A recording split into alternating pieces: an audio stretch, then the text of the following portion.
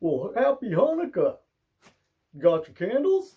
As a matter of fact, I do, absolutely. That's one of the really cool things about actually Jewish culture is that we have to make sure that at least once a week we always have access to fire. Oh yeah? Yeah, we do it every Friday night. That makes a lot of sense. Sounds like you guys got some good survival tactics. As a matter of fact, we do. So, I've noticed you haven't been lighting the menorah thing, Hanukkah, whatever. What's that thing? Well, people call it a lot, but yeah, most people don't understand that Hanukkah is actually quite a controversial holiday. It is? Yeah. Well, for example, did you know that really nowhere outside of America, kids don't get gifts? No gifts. Yeah, it's not a gift-giving holiday. But, huh? I thought there was 8 days of gifts. No, that was really a thing invented in America so that the Jewish kids in school wouldn't feel bad. Feel bad? Well, yeah, if you think about it, it kind of sucks for like a whole month hearing about what your friends will get, and then for a month watching them play with it.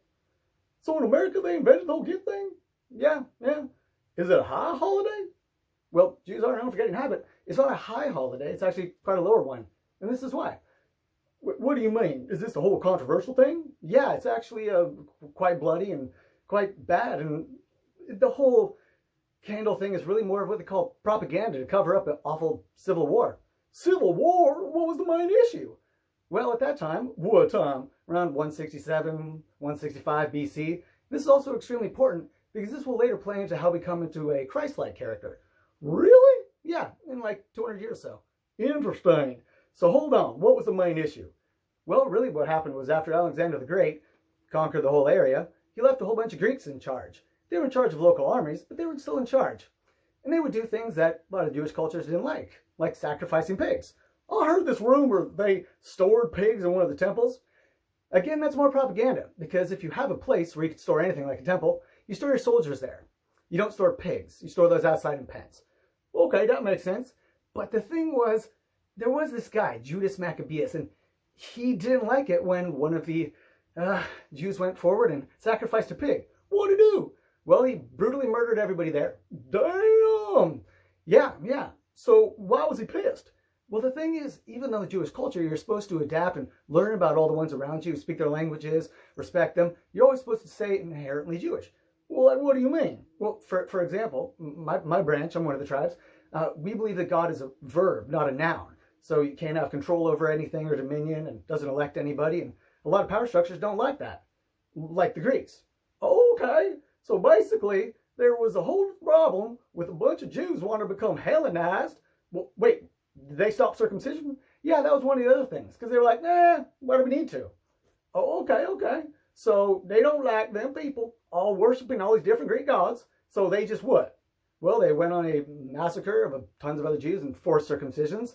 And then the Seleucid Empire at the time, they got a little pissed. And they're like, man, these hill guys are causing a lot of trouble. But how could a small little band of, riff-raffing guys cause trouble for a whole bunch of, Seleucid Empire soldiers? Well, that's also quite interesting. They did it quite well. You see, just about any wandering goat-herding person is proficient in the slang, usually proficient in survival. They already have their food source with them. They have a way of contacting and communicating across large areas of field. They're allowed to carry knives so that they can slaughter their sheep. And they can use them for just about anything. So they're basically like a wandering group of commando desert army guys. But, can a sling really hurt? Well, with rocks, no. But what they learned from the Greeks was that if you put your finger in the sand and drop a little lead down there, you get a nice little lead shot. That lead shot will absolutely kill.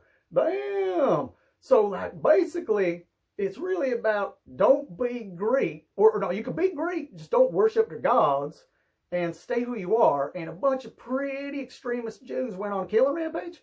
Yeah, but there's a lot of sides to it because everyone's on a killing rampage, basically. And they had some pretty good battles. Well, tell me one cool thing. One of my favorite stories here. When the Maccabean soldiers decided to stop fighting correctly and just face the Seleucids in open combat, they noticed the Seleucid had elephants.